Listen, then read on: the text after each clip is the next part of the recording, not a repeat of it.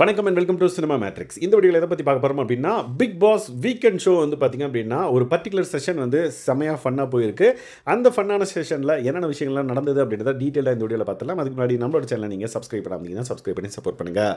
Vijay Sethupathi sir வந்து திவாகரை வந்து கூப்பிட்ட உடனே மக்களோட ஆதரவு பின்னாடி அப்படியே வந்து சத்தத்தோடு கேட்டது. உள்ளே இருக்கிற எல்லாருக்கும் வந்து திவாகருக்கான சப்போர்ட் எவ்வளோ இருக்குது அப்படின்றத அவங்க வந்து கேட்டிருப்பாங்க அப்படின்னு சொல்லிட்டு நம்ம நம்பலாம். ஸோ திவாகர் எழுந்த உடனே எல்லாரும் மக்கள்லாம் கத்துறாங்க. ஸோ உடனே விஜய் சேதுபதி சார் வந்து சொல்கிறாரு, தமிழ்நாட்டு மக்கள் எல்லாருக்கும் என்ன பிடிக்கும், ஸோ என்னோட சப்போர்ட் வந்து பார்த்திங்க அப்படின்னா தமிழ்நாடு ஃபுல்லாக இருக்குது அப்படின்ற மாதிரி அவர் இமிட்டேட் பண்ணுவார். ஏன்னா விஜய் சேதுபதி சார் அப்படி பண்ணுறதுக்கு முக்கியமான காரணம் என்னென்னு பார்த்தீங்கன்னா, ஷோவில் வந்து பார்த்திங்கன்னா இவர் திவாகர் வந்து பார்த்திங்கன்னா என்ன சொல்லுவார்னா, எனக்கு தமிழ்நாடு ஃபுல்லாக வந்து சப்போர்ட் இருக்குது.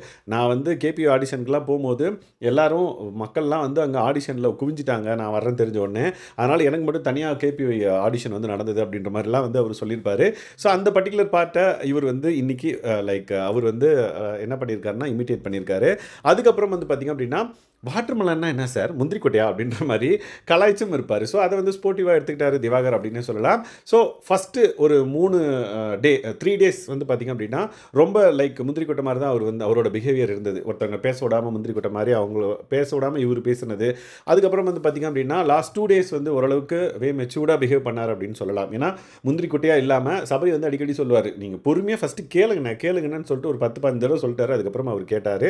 ஸோ லாஸ்ட் 2 டேஸ் அவரை பார்க்குறதுக்கு as is fit to be in Bigg Boss house அப்படின்ற மாதிரி எனக்கு ஃபீல் ஆச்சு. உங்களுக்கு என்னன்றதை மறக்காம இந்த வீடியோவில் கமெண்ட் பண்ணுங்கள்.